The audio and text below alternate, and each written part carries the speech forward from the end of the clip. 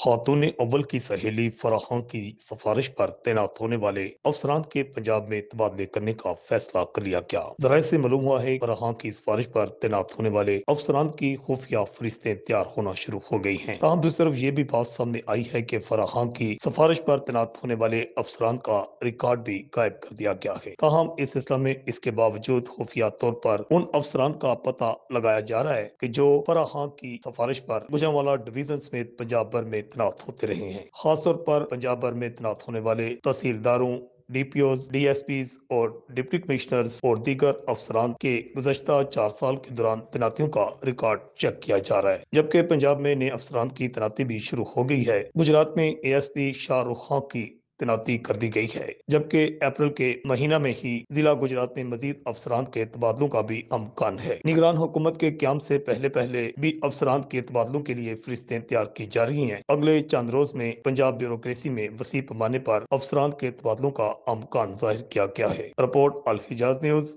Lahore.